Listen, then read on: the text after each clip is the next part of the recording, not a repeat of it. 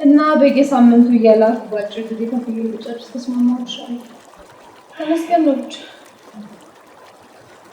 ወይ እናንተ በውስጥ ልደውስ አባቴ ነጋዴ ነበር እና ከመሞቱ በፊት አራጣ ተበድሮ ነበር። ከዛ ከሞተ በኋላ ወንድሜ ሙሴ ከወር ደመወዙ ላይ ተቆራጭ እያደረገ ይከፍል ስለነበር ወለዱ ብዙም አያሳስበንም ነበር። ከዛ ልክ ሙሴ መታሰሩን እንዳወቀ በቃ እናቴን ቤቱን ካለቀቅሽ እያለ ቁም ስቅሏን አሳያት። የሚገርም እኮ ነው። ቆይ ህግ የለም እንደ ሀገራችሁ? ወይ ህግ! ሰውዬ ከተማው ፈላጭ ቆራጭ ነው። በዛ ላይ አበድሮ ነው። ገንዘቡ መጠየቅ መፍቱ ነው።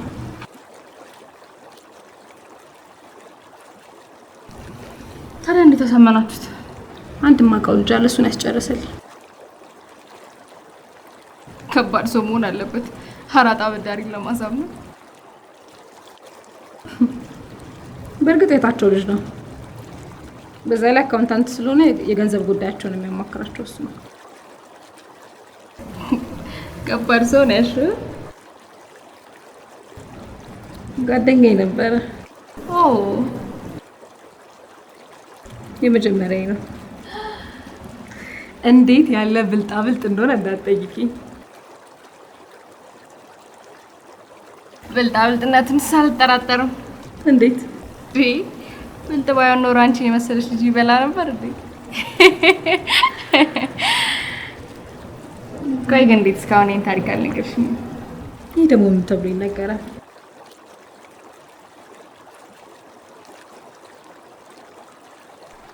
ከስሞን ጋር እንዴት ናችሁ? ማለት ናይሮክስ ለምን ታፍሪበታለሽ? አሪፍ ልጅ እኮ ነው። የምን ማፈር? ናይሮክስ ማላቅ መሰለሽ እንዴ?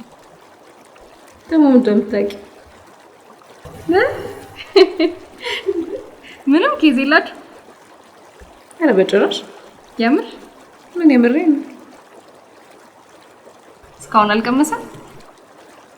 አንቺ ያምሻል እንዴ? ጸበል ጻድቅ አደረግሽው እንዴ? ምንም ይቀምሰው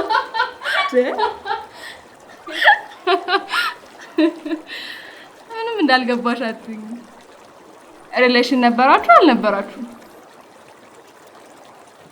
እውነቱን ለመናገር ቢኖርን ደስ ይለኝ ነበረ፣ ግን ምንም የለም። ታዲያ ምንድነው በየቀኑ ከሱ ጋር ስትንጓተች ይማይሽ? እንደሚፈልገኝ እኮ አውቃለሁ፣ ግን እሱም ባልደፈረ እባክሽ። ታዲያ አንቺ ከወደድሽ ለምን አልጠየቅሽውም? ማ አንቺ ያምሻል እንዴ? ሴት እኮ ነኝ። ኧረ እባክሽ ነሽ እንዴ? አይ መስኪን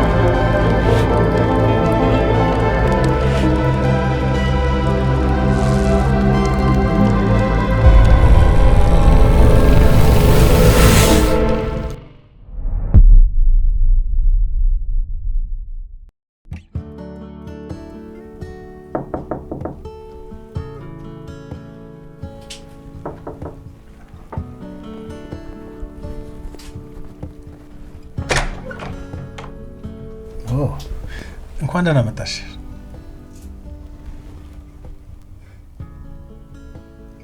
ልቀበልሽ ኮተሽን?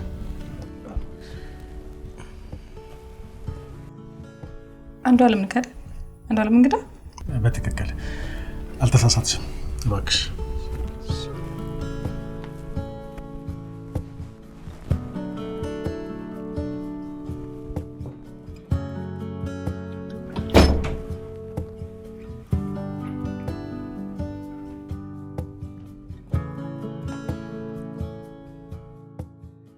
በጽፎቹ አውቃለሁ። በጣም ነው የምትመቸኝ። እና ልፈርምልሽ? እስከልድሽ ነው።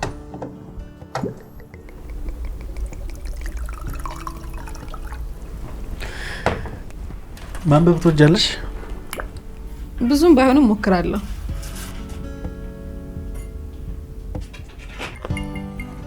ከኔ ስራዎች የትኞቹን አንብበሻል? ቴንክ ዩ። ብዙዎቹን አንብቤያቸዋለሁ። አለማለፍ፣ ባላ፣ ጣልቃ ገብ፣ የተሸነፉ ቀለማት። እንዴ ታዲያ ምን ቀረሽ? ኦልሞስት ሁሉንም አንብበሻቸዋል። የለበሽው ልብስ ብዙ ምቾት የሰጠሽ አልመሰለኝም። ጋውን አለልሽ፣ ቁም ሳጥን ውስጥ መቀየር ትችላለሽ።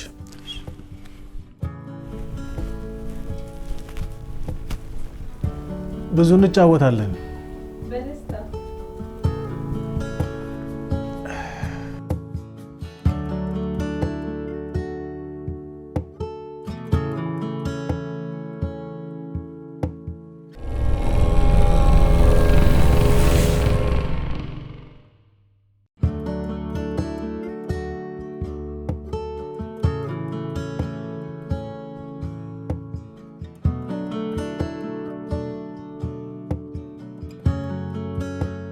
በነገራችን ላይ ስላገኘው በጣም ነው ደስ ያለኝ።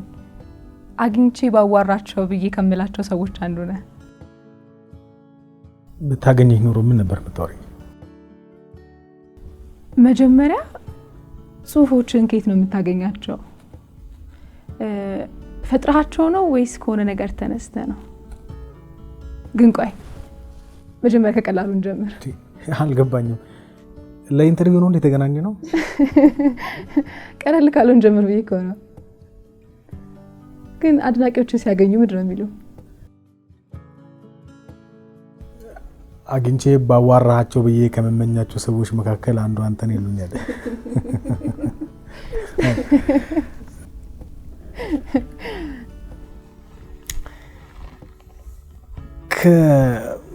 ከአንባቢዎች ጋር ስገናኝ ብዙም ያበረታቱ ነገሮችን ይነግሩኛል። አንዳንዶቹ ደግሞ ትንሽ ወደ ጫፍ የረገጡ ናቸው። እንዴት መሰለሽ? ለህብረተሰብ እንቆረቆራለን የሚሉ አካላት በሚነዙት ወሬ ብዙ ሰዎች ለስራዎቹ የቀና አመለካከት የላቸውም። ኢሮቲካል የሆነ የአገላለጽ ስልቴን ብዙም አልወደዱትም። ከሀገራችን ወግ፣ ባህል፣ ልማድ ጋር ይቃረናል፣ ይጻረናል ምናምን የሚሉ ሀሳቦችን ይሰነዘራሉ። ነገር ግን የካራክተሮቹን ሞቲቭ አልተረዱትም። አንድ ሰው ለምን ወደ እንደዚህ አይነት ውሳኔ ውስጥ ገባ የሚለውን በጥልቀት ገብቶ ለመመርመር ቅንጣት ታክል ፍላጎት እንኳን የላቸውም። ለምሳሌ የተሸነፉ ቀለማት ላይ የገዝሙ ገድል አለ። አንበበሽዋል? እንዴት አገኘሽው? ተመችቶኛል። አምናን ያነበብኩት። እውነቱን ለመናገር ከሌሎቹ ጽሁፎች ትንሽ የተለየ ነው። ፋንታሲ እና ብልግና ነገር አለ፣ ግን ያው ስሜት ይሰጣል። በትክክል ሁልጊዜም ሰልፍ ኤክስፕሬሽን በባህል ውስጥ ታፍኖ ነው የሚኖረው። የምጽፋቸውን ነገሮች ግን ታምንባቸዋል?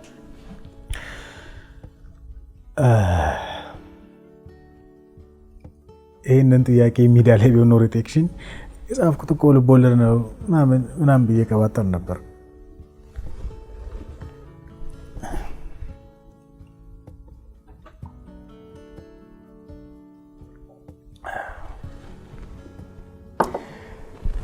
በትክክል አምንበታለሁ።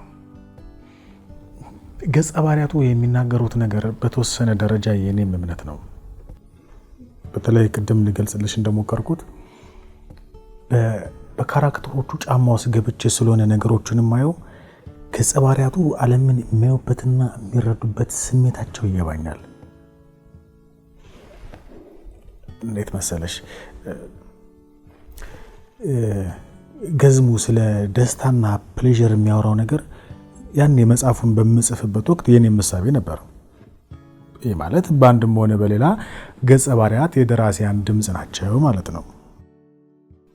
ስለዚህ ዲስኮርሱ መሆን መቻል ያለበት ሀሳቡ በተገለጸበት መንገድ ላይ ሳይሆን በራሱ በሀሳቡ ላይ ነው። ስለ ግብረ ገብነት ሳትጨነቅም? አልጨነቅም፣ በፍጹም አልጨነቅም። በነገራችን ላይ ስለማልጨነቅ እኮ ነው የምጽፈው።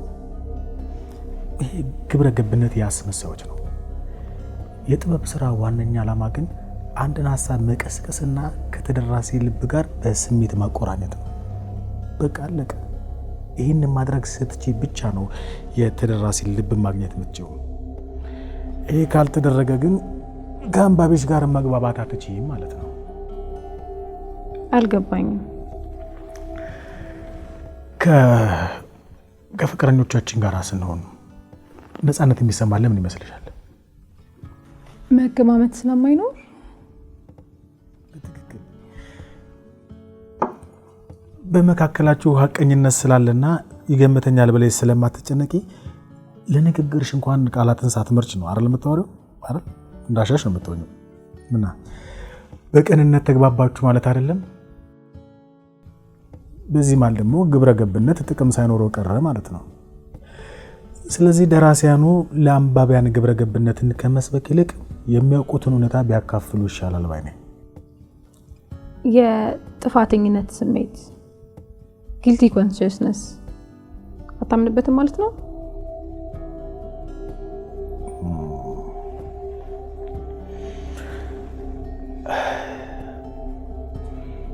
የዕለት ቀለቡን በሚገባ ሰፍሮ ማደር ላልቻለ ለእንደኛ አይነቱ ማህበረሰብ ሞራሊቲ ቅንጦት ነው።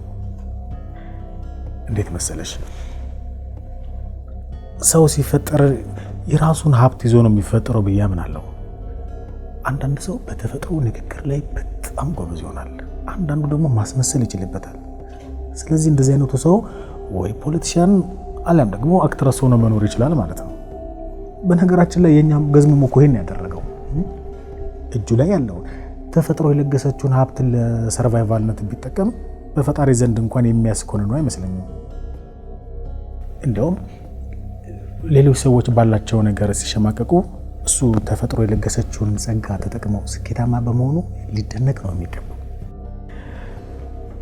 ስለዚህ ጉዳዩ የሞራሊቲ መሆኑ ይቀርና የሰርቫይቫል ይሆናል ማለት ነው። አገኘሽ?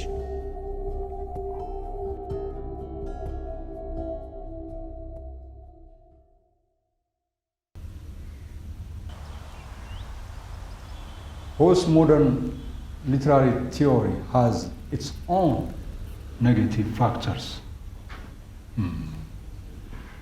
በርካታ ምሁራን ይህንን ቲዮሪ ትርጉም አልባ ወይም የተቃወሰ ማህበረሰብ ሊፈጥር ይችላል የሚል ፍርሃታቸውን ያጋራል። ለምሳሌ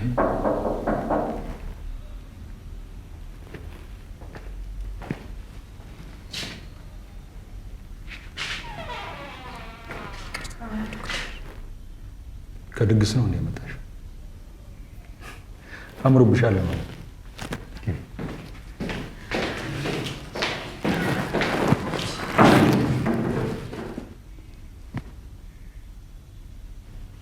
ምን ላይ ነበር?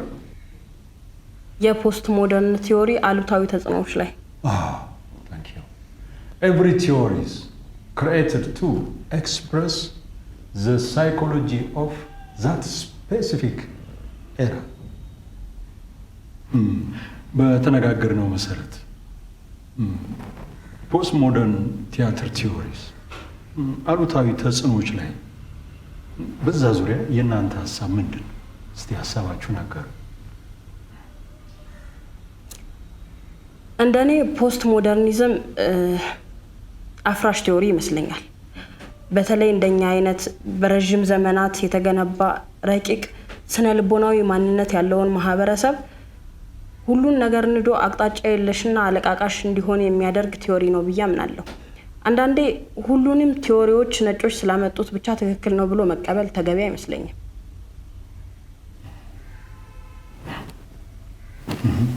ለኔ ግን ድህረ ዘመናዊነት ኦር ፖስት ሞደርኒዝም ከአሉታዊነቱ ይልቅ አዎንታዊነቱ ያመዝንብኛል። በእውቀቱ የአባቶቻችን ቤት ይሁን ባዶ ይሁን ኦና በእኛ መጠን በልኛ ልኬት አልተቀለሰምና ብሎ ከዲኮንስትራክሽን ጋር እንዳገናኘው አንዳንድ የማህበረሰባችን እሴቶች ላይ ብንጠያየቅ ጥሩ ነው ብዬ አስባለሁ። ይህ አባባልሽ ለዘመናት የተገነቡ የባህልና የእምነት ዋልታዎች ይፍረሱ እንደማለት እኮ ነው። ባይፈርሱም ይታደሱ ማለት ለኛ ልክ ካልሆነ በልካችን መስፋት አለብን። እስቲ እንመልስልኝ። ስትዘሙት ይዘናት ነው ብለው ያቺን ሴት ኢየሱስ ጋር ይዟት ሄዱ። በሙሴ ሕግ ስትዘሙት የተገኘችን ሴት በድንጋይ ተወግራ ትገደል ይላል። አንተስ ፍርድህ ምንድነው አሉት። እሱ ግን በምህረት ነፃ ወጣት። አየህ ፖስት ሞደርኒዝም ከሳጥኑ ውጭ ነገሮችን እንድናይ እድል ይሰጠናል። ይሄማ ፍርደ ገምድልነት ሰው በስራው ሊመዘን ይገባል። ለዚህ ህጉ ለምን አስፈልግ? አንፌር ጀስቲስ ደግሞ ስርዓት አልበኝነትን በማበረታታት ሶሳይቲን ያፈርሳል። እንደው ፍርዱን እንተውና ስትዘሙት ከተባለ አብሯት የዘመተው ሰው አለ ማለት ነው። ግን ሰውየውን ለፍርድ አላቀረቡትም። አየህ ጉዳዩ የባህልና የእምነት ሳይሆን ሶሳይቲ መፍረድ የሚፈልገው ላይ ነው የሚፈርደው። በእውነት ሚዛን ሳይሆን በወደደው ልክ ላይ ነው የሚሰፍረው እንጂ እንደ ህጉማ ቢሆን ኖሮ ሁሉም እኮ ተወግሮ መገደል ይኖርበት ነበር። I like your debates. Thank you very much.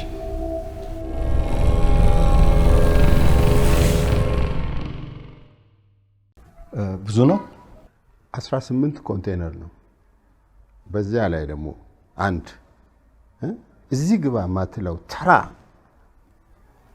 ግለሰብ ንብረቴን ሲያባክን አይዞህ አይባክነው፣ ችግሩን ፈተዋለን። በጣም የሚገርም እኮ ነው። ሲወጣም ሲገባም ህገወጥነት በተስፋፋበት አገር ላይ አንድ የኤሌክትሪክ ገመድ ደረጃውን አልጠበቀም ብሎ ማገድ ምን ማለት ነው? ፖዚሽኑን ተጠቅሞ እኔን አቢዩዝ ለማድረግ ካልሆነ በቀር ይሄ እቃ ምንም እንከን አይወጣለት። መለይ ይሄን እቃ ብዙ ገንዘብ አውጥቼበታለሁ። ስለዚህ ማድረግ የሚገባህን ነገር አድርግ።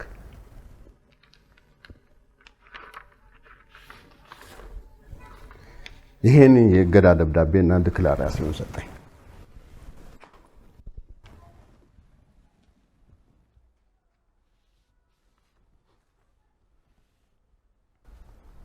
ለመነጋገር እንኳን ፈቃደኛ አልሆነም። ጥራቱን የጠበቀ ነው ግን በእርግጥ በጣም ጥሩ የሚባል አይደለም፣ ግን በቂ ነው። በዚያው ላይ እንደምታውቀው ኤሌክትሪክ ገመድ ለማስተላለፍ እንጂ የሚሸከመው ነገር የለም። ምን ማካበድ ያስፈልጋል? ጥሩ ግልጹን ለማወቅ ብዬ ነው።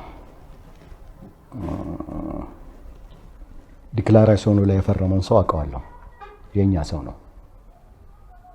ችግር የለውም፣ እኔ ያናግረዋለሁ። ችግሩ ይፈታል። ያው ጉርሻ እንደሚያስፈልገው ታውቃለህ። አውቃለሁ በሚገባ። ብቻ አንተ ማንኛውም ነገር አድርግና ገላግለኝ። እሺ፣ ችግር የለም።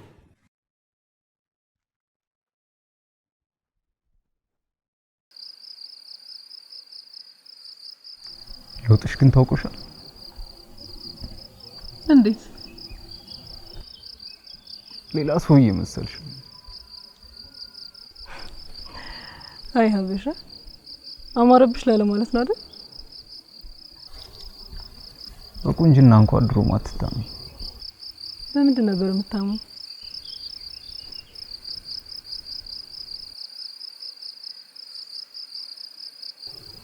ነው ወይስ ሉናር ኢፌክት? ሉናር ኢፌክት ምንድነው? ሉናር ኢፌክት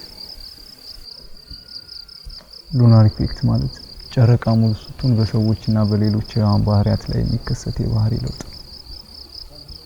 ማለት በባህሪያችንና በጤናችን ላይ ተጽዕኖ ስለምታደርስ በሰዎች ላይ የሙድ ለውጥ ያስከትላል ተብሎ ይታሰባል። እና ወደ ወልፍነት ምናምን እንቀየራለን ማለት ነው?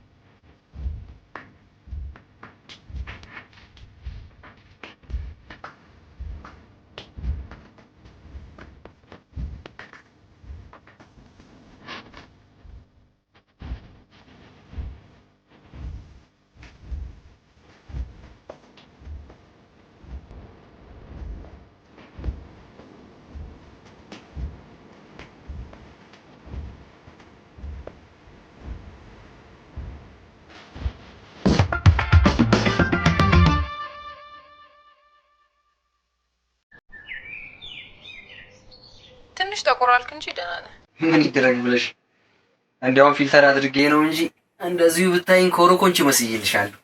እውነትህን ነው? ኧረ እባክሽ አውቄ ነው፣ ስቀልድሽ ነው። ምንም ቢሆን እኮ የማይገረሰሱበት ነው። እሺ ያለኝ አፈር ብላ። ምን አይነት ልጅ ነው በጌታ? እኔም ብለህ ሱቁ እንዴት ሆነላችሁ? ተጀመረ? አዎ ሰሞኑን እያሰብን ነበር። እንደው ማናጣ ያናግረናል። መጀመራችን አይቀርም። ደግሞ አመሰግናለሁ። እሺ ለስልኩ ከሰው እኩል አደረግሽ። አደክ ማለት ነው አይደል? እህትህ እንደ ሩቅ ሰው ቴንኪው ምናምን ማለት ጀመርክ። ቢሆንም ግን በጣም ነው የማመሰግንሽ። እንዴ አስበሽዋል? በተማሪነትሽ እንዲህ ስልክ የገዛሽ ስራ ቢኖርሽ ኖሮ። ዝም በይው ልጄ፣ ሰርተህ አትገዛም? አረ ምን የኔ እናት እንዳስበይ ቆይ እንዳትዩሽ ወደዛ ዞር በል ልጄ፣ ላናግርበት። ምን ይላል እዚህ? መስኪዬ እንዴት ነሽ? እንዴት ነሽማ? ከከከከከከከ አምሮብሽ የለ እንዴ? አሁን ገና ነው አዲስ አበባ የገባሽው። አማረብኝ አይደል? ተመስገን ነው። እንዴት ነሽ አንቺ? አሁን ደህና ነሽ አይደል? ክብሩ ይስፋ ለመድኃኔዓለም። አንቺ እያለሽ እኛ ምን እንሆናለን ብለሽ ነው? ምን ነው ልጄ አይንሽ ቀልቷል? ኧረ ደህና ነኝ። ስላልተኛ ይሆናል። የፈተና ሰሞን ስለሆነ ላይብረሪ እያጠናሁ ነው ማድረው። አይ ልጄ ራስሽን እየጠበቅሽ እንጂ ከልኩ ላይ ያልፍ ነገር። ሚጣስ ሚጣማ አይቹት ነይ እስቲ እህትሽን አዋሪያት። ያት እስቲ ሃይ ሚጣዬ የኔ ቆንጆ ሃፒ በርዝዴይ። አዋሪያት እንጂ እህትሽን። አይ ደስታው እኮ ነው፣ ደስ ብሏት ነው። ጓደኞቿ ሁሉ ተሰብስበዋል። ናፍቃ እኮ ነው እንጂ በልብሷ እንዴት እንደተደሰተች እንዲሁ ስትዘል ነበረ ብታይ እስካሁን ድረስ። ሙች በጣም ታስቀናላችሁ። አዲሱ ስራስ እንዴት ነው? ተስማማሽ? ጥሩ ነው። ትንሽ አድካሚ ነገር ነው፣ ግን ክፍያው በጣም ቆንጆ ነው።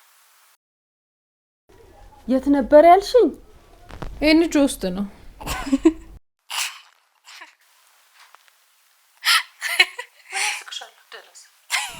ማናት? ሄለን ነች። እንዴት ነሽ ሄለንዬ? እንዴት ኖት ማዘር? እግዚአብሔር ይመስገን እኔ ደህና ነኝ። ደህና ነሽ አንቺ? ትምህርቱስ እንዴት ነው? ቆንጆ ነው በጣም። እናንተ እንዴት ናችሁ? አይ ሄለንዬ አንቺንማ ተቀይሜሻለሁ። ምን ነው እኔስ እናትሽ አይደለሁም? እንደው ተደውሎ እንዴት ከረማችሁ አይባልም እንዴ? ኧረ ብያለሁ ማዘር። መስኪን እኮ ሁሌ ስለማገኛት ሰላም በይልኝ እላታለሁ። ስቀልድሽ ነው እናቴ፣ ስቀልድሽ ነው።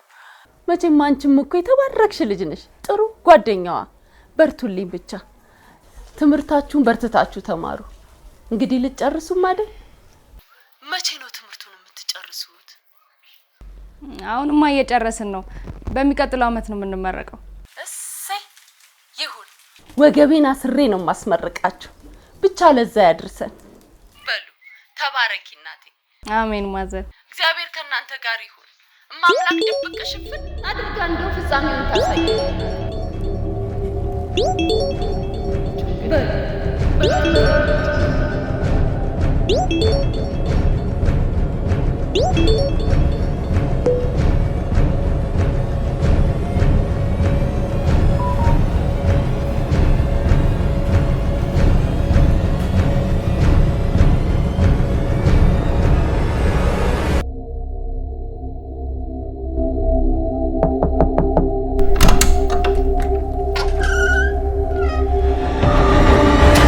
አይ እንኳን ደህና መጣሽ የኔ ቆንጆ። 3 ዓመት እስርና ፍርድ ቤቱ ወስኗል። አትገቢም?